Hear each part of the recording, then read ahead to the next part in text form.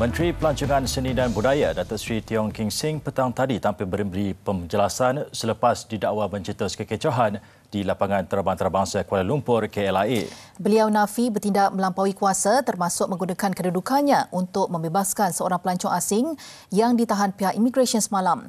Datuk Seri Tiong menjelaskan kehadirannya di KLIA bertujuan mendedahkan amalan salah guna kuasa dan rasuah oleh segelintir pegawai imigresen di pintu masuk negara. Sebuah portal berita semalam mendakwa seorang menteri membuat kecoh di KLIA untuk menuntut seorang pelawat Cina ditahan pihak imigresen dibebaskan. Datuk Seri Tiong mengesahkan beliau membuat tinjauan di KLIA semalam namun menafikan memasuki ruang ketibaan tanpa memohon pas sebagaimana yang didakwa laporan portal itu.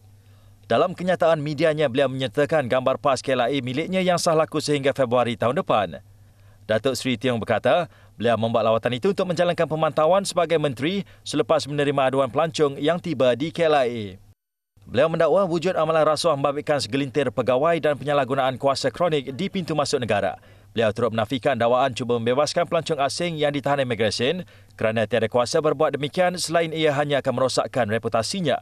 Menurut Datuk Seri Tiong, semua maklumat berhubung gejala rasuah dan salah guna kuasa itu akan diserahkan kepada pihak SPRM. Beliau juga akan membawa perkara itu kepada perhatian Kabinet. Dalam pada itu, Jabatan Imigresen mengambil tindakan serta-merta dengan memulakan siasatan terhadap insiden berkenaan. Ketua Pengarah Imigresen Datuk Ruslin Jusoh berkata, pihaknya akan menjalankan siasatan secara menyeluruh merangkumi semua aspek berkaitan.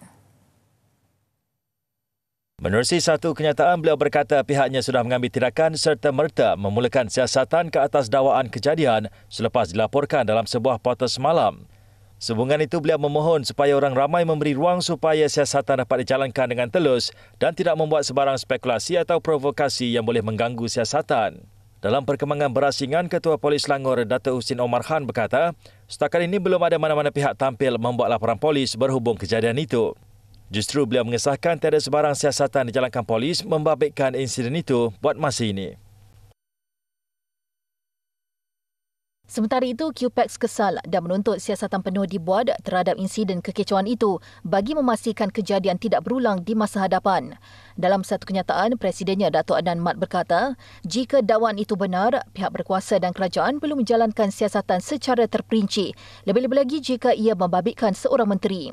Menyifatkan perkara itu tidak wajar, beliau menegaskan tindakan menceroboh dan mengganggu pihak berkuasa menjalankan tugas adalah jelas melanggar prosedur keselamatan atau prosedur operasi standard SOP yang ditetapkan. Mengulas isu berkenaan, Menteri Pengangkutan Anthony Loke berkata pihaknya menyerahkan sepenuhnya kepada pihak berkuasa untuk menyiasat insiden itu secara terperinci. Beliau bagaimanapun masih belum menerima sebarang laporan lanjut mengenai insiden berkenaan setakat ini. Dalam satu kenyataan, beliau menegaskan protokol keselamatan perlu dipatuhi semua pihak. Beliau juga percaya pihak berkuasa lapangan terbang akan membuat siasatan lebih terperinci berhubung situasi sebenar ketika insiden berkenaan berlaku. Justru semua pihak dinasihatkan untuk menyerahkan perkara itu kepada pihak yang bertanggungjawab.